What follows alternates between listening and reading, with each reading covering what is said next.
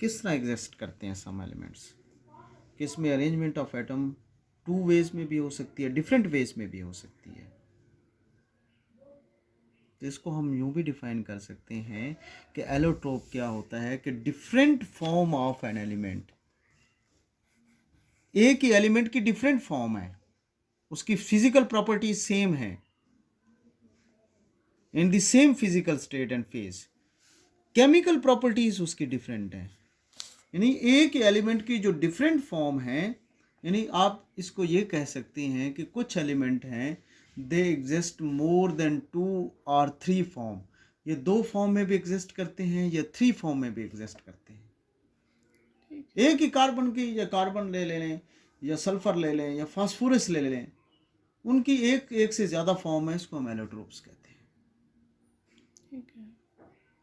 अब for example यहाँ पे हम कार्बन देखते हैं। अब नोटिस दैट ये नहीं लिखना होता, कार्बन की पहली एलोट्रोपिक फॉर्म, इसको हम डायमंड कहते हैं। ठीक है। क्या कहते हैं? डायमंड। डायमंड के अंदर हर कार्बन एटम, ये देखो ये डायमंड है, हर कार्बन एटम दूसरे 4 एटम से बाइंड होगा, 1 2 3 और ये 4, हर कार्बन एटम। जब हर कार्बन एटम 4 एटम से बाइंड होगा 4 अदर से, तो क्या करेगा? रिजिड या कंपैक्ट अरे बनाएगा। ये देखो यहाँ पे भी हर कार्बन एटम 4 एटम से बाइंड है, 1 2 3 4, यहाँ से भी हर कार्बन एटम 1 2 3 4, और यहाँ से भी 1 2 3 4, हर कार्बन एटम 4 अदर एटम से बाइंड है। ठीक है। इसको हम रेगुलर अरे भी कहते हैं, कंपैक्ट अरे भी कहते हैं, ठीक है। रिजिड अरे भी कहते हैं।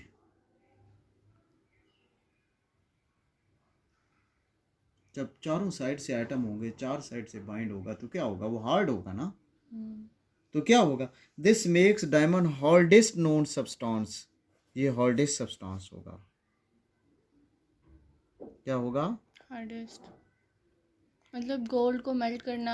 हाँ, ये यहाँ तक, ये देखो इसकी पहली प्रॉपर्टी है डायमंड की, इसकी दूसरी प्रॉपर्टी ये है, तो ये इस वजह से डायमंड हार्ड होगा।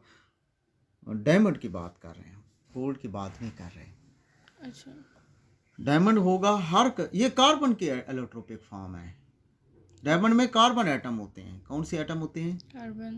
कार्बन किससे अटैच होते हैं? 4 अदर कार्बन से अटैच होते हैं। किससे? 4 अदर कार्बन से, तब वो गोल्ड बनता है।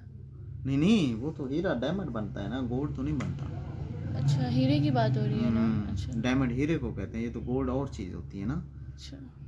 ये डायमंड बेसिकली ये कार्बन के अंदर रेगुलर अरेंजमेंट होती है, हर कार्बन 4 अदर कार्बन से अटैच होता है, ठीक है। जिसकी वजह से वो डायमंड जो होता है वो हार्ड हो जाता है। इस वजह से हम कहते हैं कि ये एलोट्रोपिक फॉर्म है। क्या है ये? एलोट्रॉपिक सर, मतलब उसकी अरेंजमेंट बिल्कुल सही है या वो इरेगुलर है?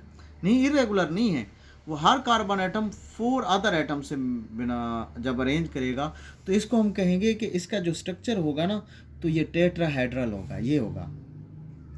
देखो ना, ये देखो, ये टेट्राहेड्रल इसका स्ट्रक्चर बनेगा, 4 कोनों वाला स्ट्रक्चर, इसको टेट्राहेड्रल कहते हैं। अच्छा। ये एक कार्बन है, दूसरा इसके साथ अटैच होगा, इसको हम यूँ बना सकते हैं, ये देखो एक कार्बन है, इसके साथ एक कार्बन इधर अटैच हो गया, एक कार्बन इधर अटैच हो गया, ठीक है ना, और एक कार्बन इधर अटैच हो गया, इसको हम कहते हैं ये टेट्राहेड्रल स्ट्रक्चर। 1 2 3 4, ये कार्बन इससे भी जुड़ा हो सकता है, क्योंकि हर कार्बन 1 2, और ये कार्बन इधर से भी जुड़ा हो सकता है। हर कार्बन एटम अदर 4 एटम से जुड़ेगा, और अदर 4 एटम से जुड़कर तो ये टेट्राहेड्रल स्ट्रक्चर बनाएगा। ये देखो, यहाँ से भी टेट्राहेड्रल बनाएगा, यहाँ से भी टेट्राहेड्रल बनाएगा। इसमें आप ये कहेंगे कि हर कार्बन 4 अदर कार्बन से अटैच होगा और रेगुलर कंपैक्ट अरे बनाएगा, इसको हम कहते हैं टेट्राहेड्रल। सर अगर 4 से अगर वो अटैच होगा तो 5 नहीं बन जाएंगे?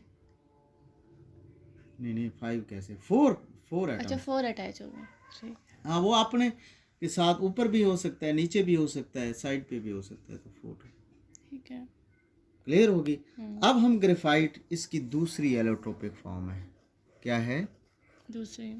और दूसरी एलोट्रोपिक फॉर्म में इसकी पहली प्रॉपर्टी है, ये थोड़ा सा आसान होने दो। आपने हेक्सागन बनाना है, ये बिल्कुल इसी तरह, इसको हम कहते हैं हेक्सागन अरेंजमेंट ऑफ पार्टिकल्स। ठीक है।